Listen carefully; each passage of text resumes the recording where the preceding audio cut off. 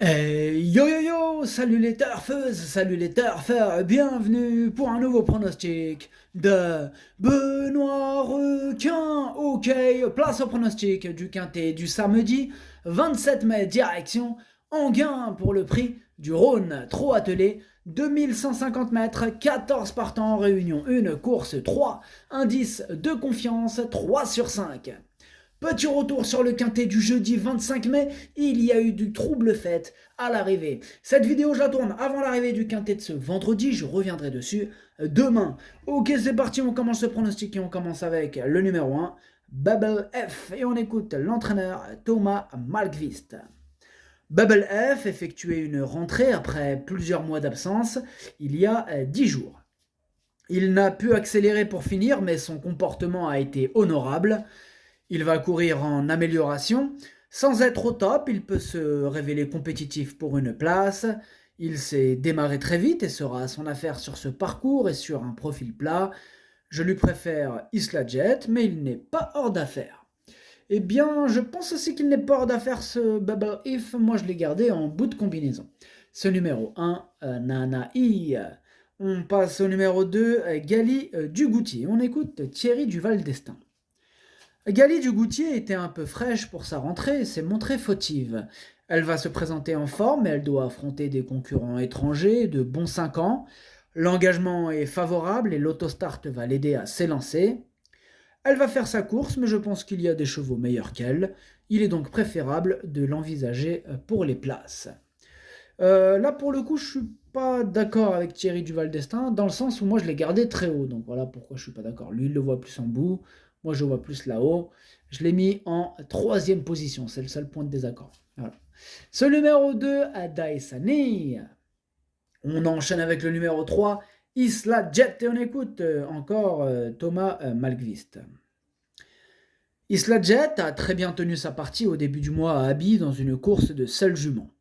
Elle réalise toujours de très bonnes valeurs. Précédemment à Vincennes, on avait essayé pieds nus, mais elle est moins à son aise. Ici, l'engagement est parfait. L'autostart l'aide à s'élancer. Elle dispose d'une belle chance. Au travail, elle a montré sa récupération de son voyage et sa pleine forme. Eh bien, ce numéro 3 aussi me plaît beaucoup. Je l'ai gardé très haut, en deuxième position. Ce numéro 3, Watashi no Nibame no Okinere. On passe au numéro 4, Hermine Girl, et on écoute Stéphane Provost. Hermine Girl va évoluer piste plate sur un parcours de vitesse. Elle ne peut trouver mieux. Lors de sa dernière tentative sur les 2100 mètres à Vincennes, elle avait dépensé de l'énergie lors du faux départ. Elle ne détient pas de marge de manœuvre et a besoin de la bonne course, mais elle peut terminer dans le quintet. Eh bien moi, ce numéro 4, je ne l'ai pas retenu. Ce numéro 4 est caqueux. On enchaîne avec le numéro 5, Gasoline du Seu, et on écoute Cyril Travers. Gasoline du Seu s'est tendue après le faux départ et s'est rapidement retrouvée le nez au vent la dernière fois.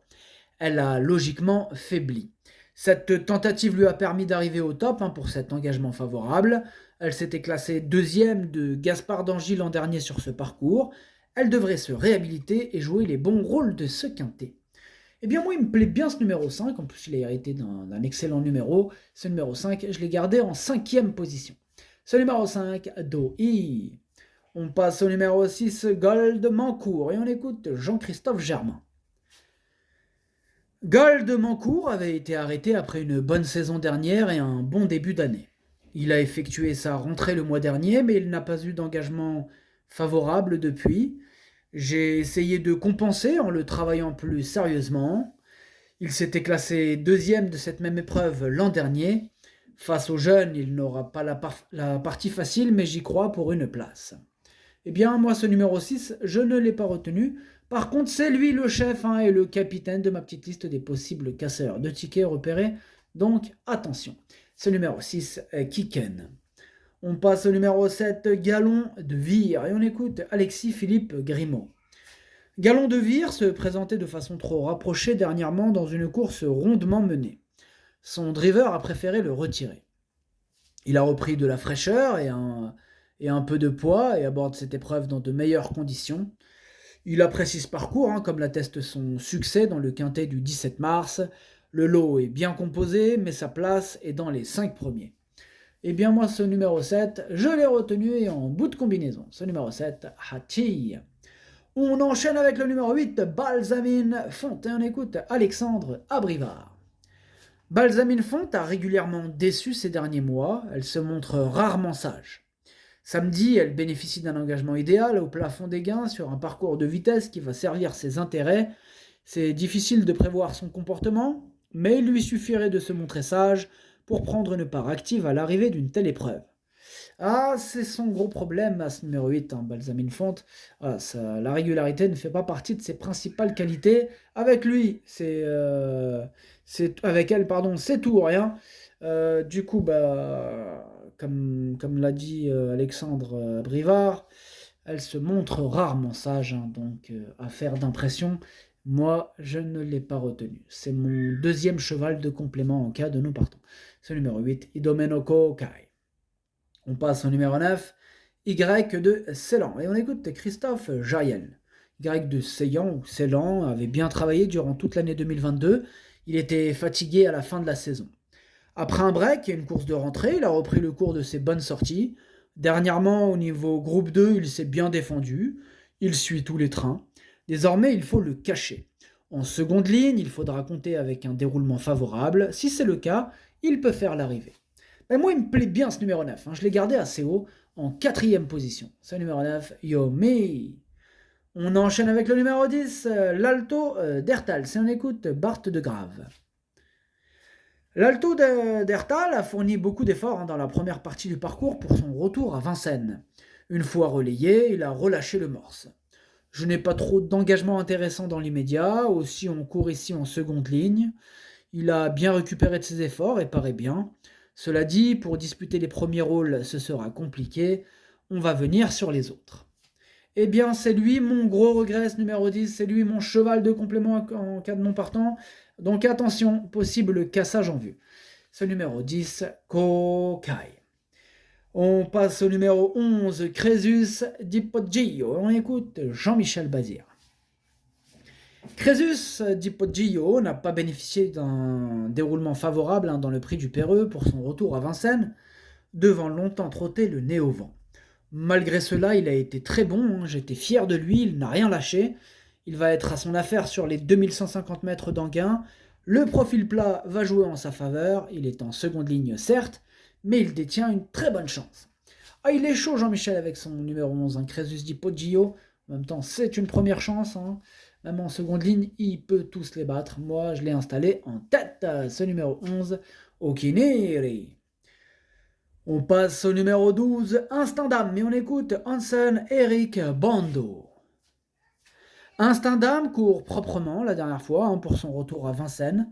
Il va se présenter en amélioration cette fois encore. Il avait été arrêté plusieurs mois et avait besoin de reprendre le rythme.